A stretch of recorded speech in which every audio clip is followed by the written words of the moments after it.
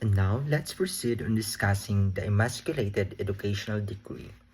The Royal Decree of 1863 was enacted with the aim of promoting the diffusion of the Spanish language and expanding educational opportunities to Filipinos. The decree included provision for teaching Spanish, creating opportunities to practice it, and offering inducement for knowing the language.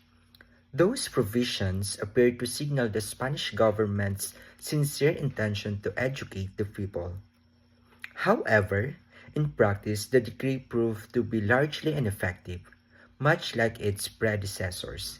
It is described as emasculated because its promising intentions were not realized.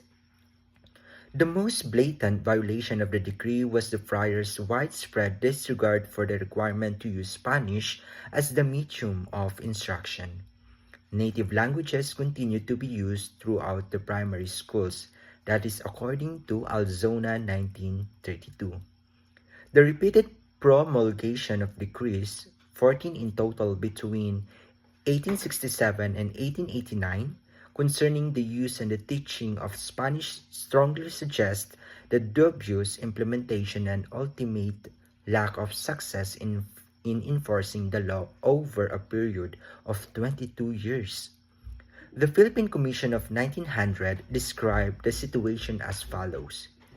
It is further and persistently charged that the instruction in Spanish was in very many cases purely imaginary because the local friars, who were formerly ex officio school inspectors, not only prohibited it but took active measurement to enforce their dictum. And now, let's move on to the content and methodology of primary education under the Educational Decree of 1863. The content and methodology of primary education under the 1863 decree, as described by Alona 1932, emphasized rote memorization and religious indoctrination over genuine understanding. Pupils were taught to read primarily so they could recite devotional books even if they don't comprehend their meaning. Christian doctrines and prayers were central, with the goal of creating God-fearing and docile individuals who would blindly follow the friar's instructions. Teachers are often asked pupils to simply read and recite without understanding what they had read or memorized. The learning process began with a cartilla or primer containing the alphabet, syllables, and prayers. After mastering this, pupils progress to the Katun or Catechism, a collection of prayers to be committed to memory.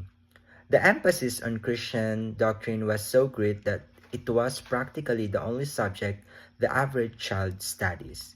Public schools primarily served to perpetuate Christian ideas and taught boys and girls to pray by memorizing pre-made prayers. J. Gore, a German scientist observing the Philippines towards the end of the Spanish regime, noted that teachers who didn't know Spanish were nevertheless required to teach it, further highlighting the farcical nature of Spanish instruction. And now let's proceed on discussing the friar's side. So all writers critical of the situation place the blame for the failure of the Spanish language program squarely on the friars. After 1867, the friars were theoretically left in control of religious instruction only in public schools, but in practice they managed almost everything about the schools to suit their own will until almost of the last hour of the Spanish rule, that is according to Leroy 1907. They are accused of actively prohibiting the teaching of Spanish and taking measures to enforce this prohibition, as cited by the Philippine Commission of 1900. While Augustinian Friar B. Zamora argued that children did not understand explanation given in Castilian and only repeated phrases like parrots, it suggests that the friar were deliberately keeping Filipinos in the dark to perpetuate their cultivated dependence and disunity. The friars claim the Filipinos were better off ignorant and illiterate since a happy Indian only know how to pray, to plow, and to be obedient. The friars believed that the teaching the language of the superior race to a conquered people was a goal impossible to achieve. Little did they realize that flaunting the idea of racial superiority before the Filipino did more than any other reason to fan the fires of revolution which at the time were smoldering. And now let's talk about the social conditions and learning Spanish. Spanish could have been acquired by Filipinos had certain favorable social incentives been present. According to Pella 1959, the sociological approach to language learning considered social contact or availability of a Spanish-speaking community as a necessary factor. However, except in Manila and other big towns where Spanish or mestizo communities existed, the only native Spanish speaker most Filipino encountered was the Spanish parish priest. The original prohibition against Spaniards residing among Filipinos further limited opportunities for contact. Even in the larger towns, the Spaniard tended to be clannish, further restricting interaction. Pilan, 1959, believes that the isolation of the Filipino from Spanish-speaking people provided the basic explanation for the strange fact that even after more than 300 years of Spanish rule, only less than 10% of the population spoke Spanish. Furthermore, there was a lack of socio-economic incentives to learn Spanish, unlike the situation during the American regime.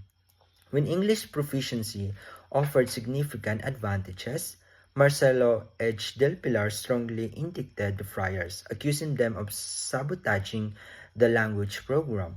He argued that monasticism was opposed to Hispanization because it feared that the country would cease to be a monastic colony if Filipinos were educated in Spanish.